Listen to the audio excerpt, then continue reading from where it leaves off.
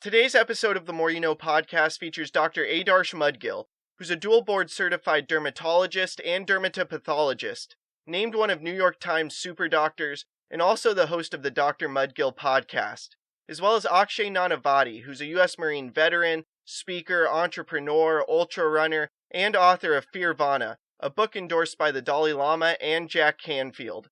And lastly, Erica Risberg, who's a cultural heritage consultant, researcher, producer, and host of the All Things in the Name of Love podcast. I asked each of them what their best piece of advice was for finding fulfillment in life. Enjoy the episode. I'm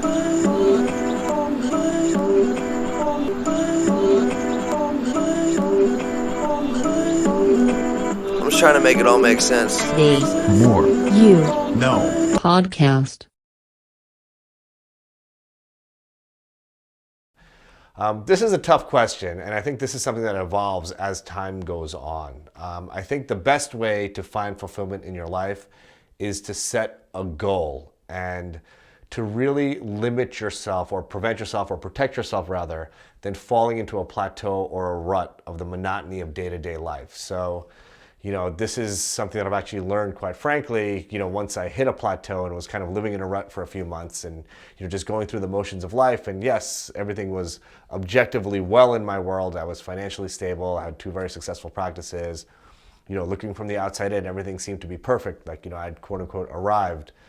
But living on that plateau, it made me understand that, I wasn't personally fulfilled and I needed to set a better goal, a bigger goal, something else that I wanted to strive for and accomplish. And for me, that's been very, very gratifying and personally fulfilling. My best advice for finding fulfillment in life is, 1, to develop a positive relationship to the experience of struggle, because life will hand you struggle whether you like it or not. And if you smile in the face of struggle, then you can find bliss in pain.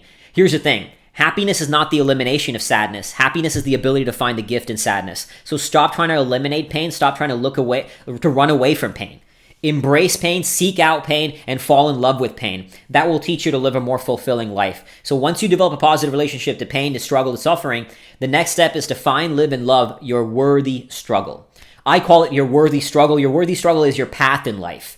I don't like using the term follow your passion, especially to younger generation, because follow your passion often conveys this idea that life is going to be sunshine and rainbows and unicorns, and it's absolutely not. Life will be hard, but that's not a bad thing. Hard is beautiful. You cannot evolve without struggle. The greatest things in my life that I've done, from writing a book to building a business to being in a relationship to climbing mountains to being in the Marines to going to war to everything, has been hard. That's what makes it worthwhile. So develop a positive relationship to struggle and then find, live, and love that worthy struggle.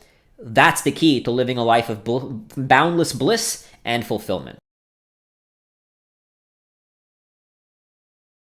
Recognize that I am alive. I am a gift. Every day that I exist is a gift. And then looking at everything through that perspective of a gift. So gratitude and lots of gratitude, because if I feel grateful, then I am fulfilled. It doesn't matter if it's something as simple as a pen that's working or that I didn't hit any traffic lights. That gratitude is really what brings the fulfillment for me, because I realize how many gifts I have in my life. I'm